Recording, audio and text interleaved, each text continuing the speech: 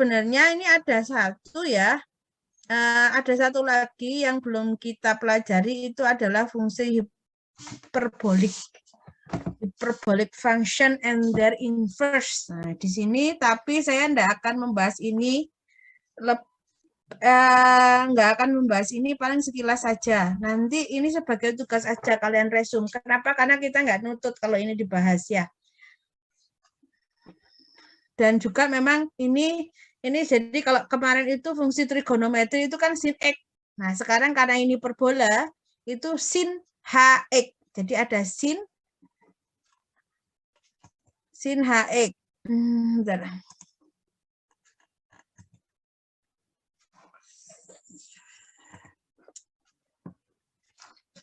Nah, ini jadi bedanya dengan fungsi trigonometri itu apa bedanya? Kalau trigonometri ini kan ini dia lingkaran, kemudian lingkaran satuan ya, lingkaran yang jari-jarinya satu. Ini koordinat titik di sini itu cos T sin T. Nah, sekarang kalau fungsi hiperbolik itu seperti apa bentuknya? Nah, seperti ini fungsi hiperbolik. Kalau parabola itu kan lengkung ya. Kalau parabola itu kalian pernah lihat parabola itu kan lengkung lah. Kalau ini hiperbolik itu sebetulnya seperti ini. Ya, hampir mirip seperti parabola, tapi hiperbola ini. Hiperbolik itu hiperbola. Jadi ini lebih cekungannya lebih besar. Bedanya gimana? Bedanya di sini cos HT. Nah, sin HT. Nah, kalau ada T, ada su X, ada Y, T ini sebagai apa? Masih ingat nggak? Ini ada T, variabelnya ada T, ada X, ada Y. T ini berfungsi sebagai apa? Masih ingat atau tidak? Ayo, sebelumnya sudah dibahas. Ayo, Rek. T-nya ini berfungsi sebagai apa?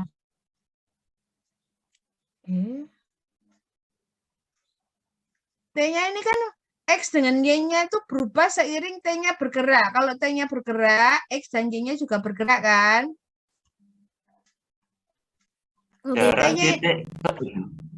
T-nya ini berfungsi sebagai?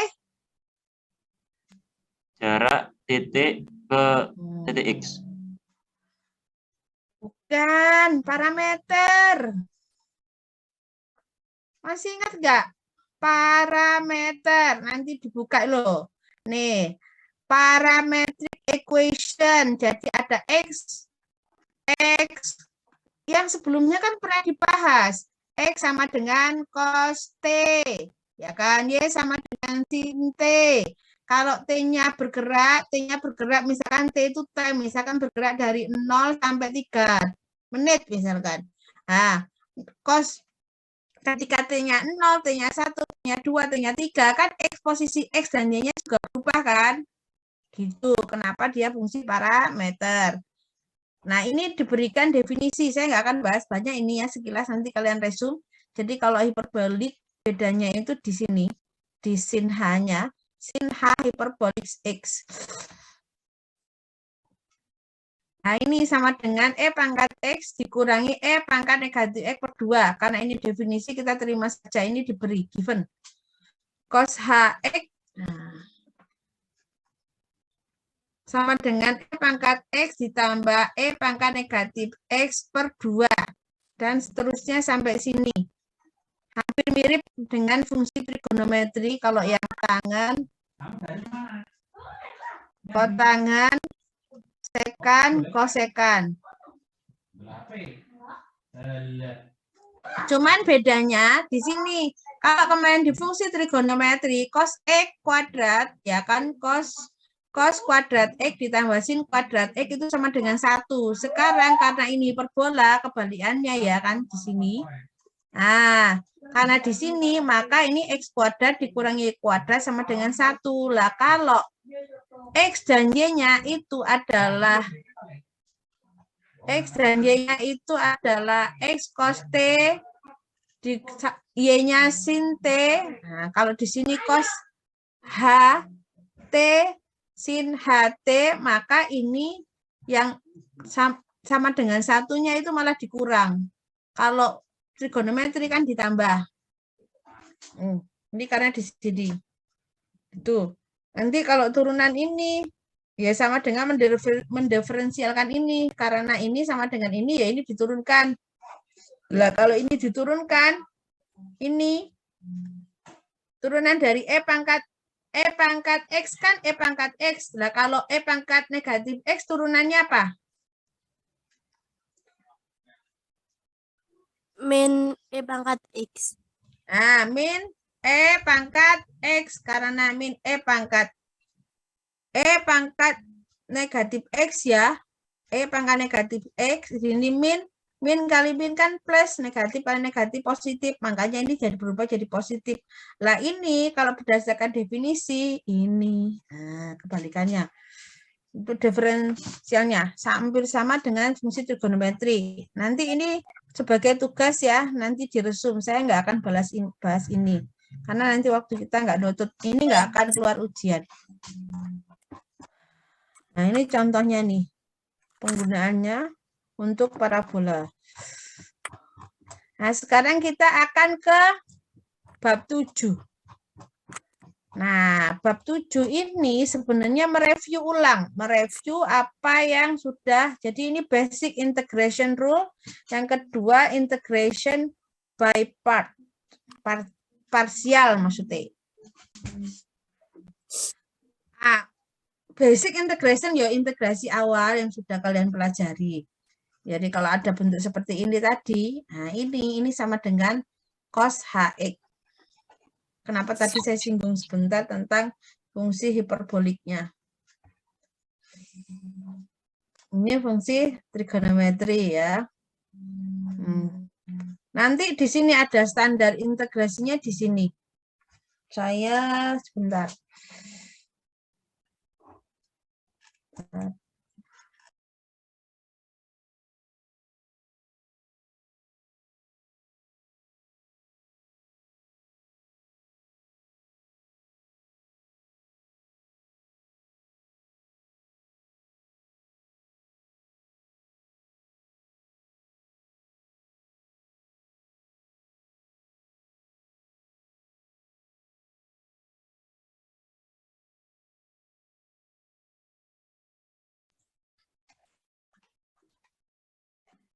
Nah, ini sebenarnya sudah kalian pelajari. Kalau kalian lihat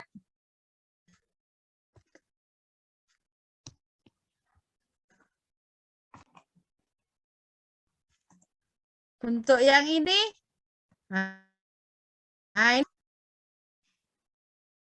ini kalau ada konstanta integral K du, ya KU plus C. Kemudian yang ini juga sudah kalian pelajari, jadi kita hanya mereview yang ini. Nah, kalau ada integral U pangkat R du, ya ini tinggal pangkatnya dijumlahkan 1 ya. U pangkat R ditambah 1 per R tambah 1. Oke, yang ini sudah. Nah, kalau sekarang ini untuk R-nya, R-nya tidak sama dengan negatif 1. Lah, pada saat R-nya sama dengan negatif 1, nah ini.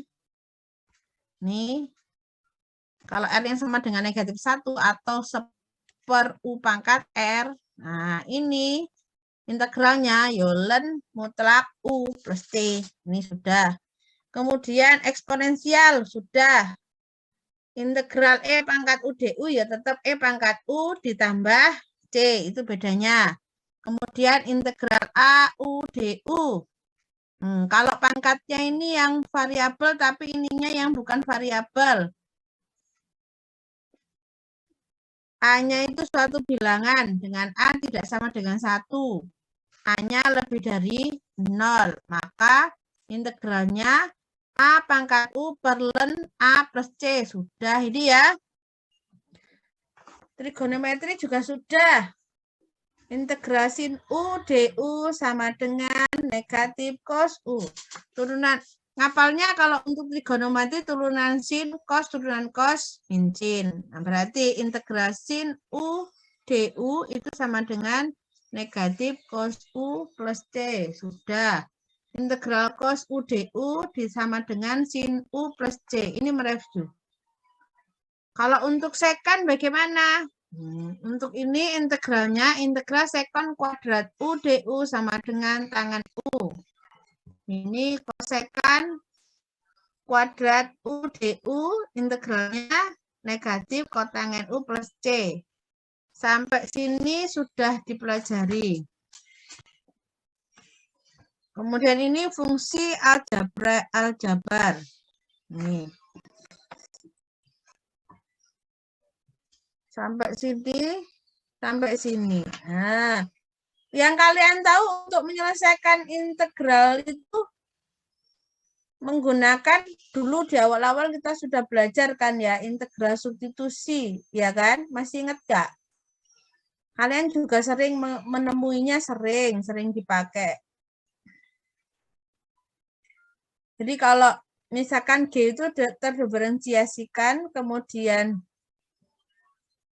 F itu, misalkan F adalah antiderivatif itu adalah integralnya ya, antiturunan dari F kecil. Kalau F besarnya antiturunan dari F kecil, maka U sama dengan GX. Jadi nanti dilihat yang ini, cara mengenalinya bagaimana nanti kalau ada fungsinya kompleks, cara mengenalinya apakah yang di sini itu turunan dari yang dalam.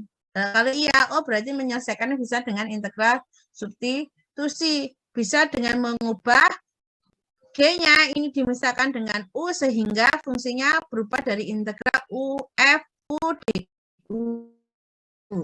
Bahas. Nah, yang belum belajar ya banyak berlatih. Misalkan ada satu contoh ini. Kalau ada integral X per cos kuadrat X pangkat 2 dx. Nah, ini coba cek apakah yang ini itu turunan dari yang ini. Turunannya bukan? Iya, Bu. Turunan X pangkat berapa? 2X. 2X.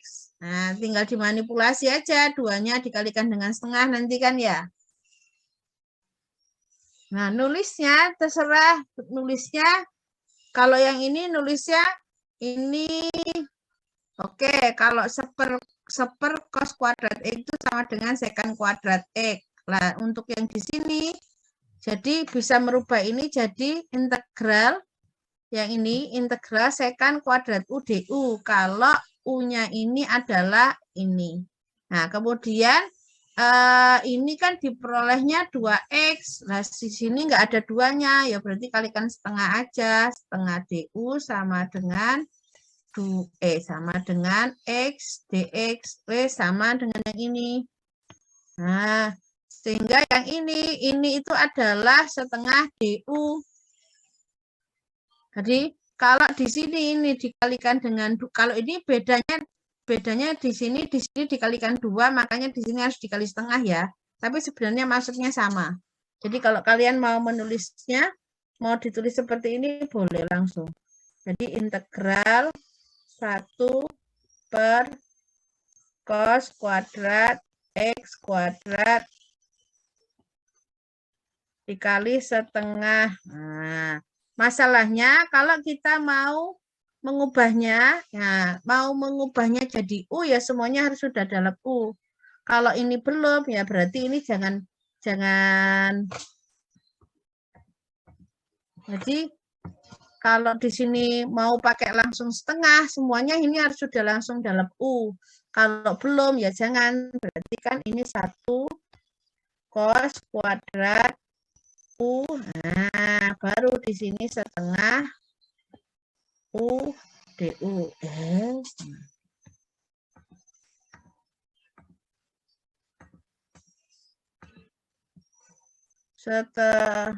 Oh ya benar. Nah, setengah DU. Nah, ini jadi kalau ini tadi belum ya jangan pakai ini di sini. Ini kalau mau langsung, salah lagi. Salah lagi. Ini integral 1 per cos kuadrat U. Maksudnya dikali setengah DU. Nah, mau nulisnya seperti ini boleh. Kemudian yang ini itu sekan kuadrat U, setengahnya ke sini, ini DU. Wes, ini juga nulisnya boleh. Gitu ya. Atau kalau nggak mau di sini, ya diakali. Kalau ini ada 2, maka supaya 2-nya ini jadi 1 harus dikalikan dengan setengah. Nah, gitu. Kemudian integral dari sekan kuadrat U DU berapa? Integral dari sekan kuadrat U adalah tangen U. Ini. Tuh. Nah, ini kalau ada fungsi seperti ini juga sudah minggu lalu ya, fungsi trigonometri dan inversnya ya. Jadi kalau ada integral 3 per akar 5 dikurangi 9x per cek, ini bisa dikuadratkan enggak? Ya, bisa dirubah jadi gini enggak? Bisa dirubah jadi A kuadrat min B kuadrat enggak? Nah, kalau ini 9x kuadrat, berarti ini kan bisa 9x kuadrat itu bisa 3x dikuadratkan. Ya. Kemudian yang ini bisa akar 5, akar 5. Ya. Kemudian 5-nya itu kan sama dengan akar 5 dikuadratkan. Berarti bisa dirubah ke sini. Sehingga integral dari DU, karena dirubah jadi U per A kuadrat dikurangi U kuadrat. Kalau ininya U-nya adalah 3X, kemudian DU-nya A-nya adalah akar 5. Gitu.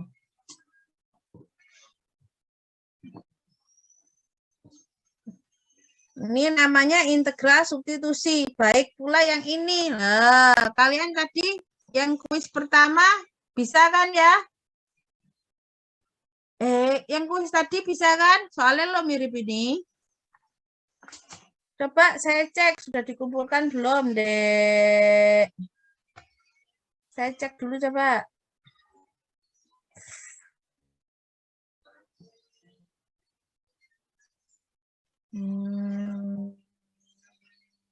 Coba deh.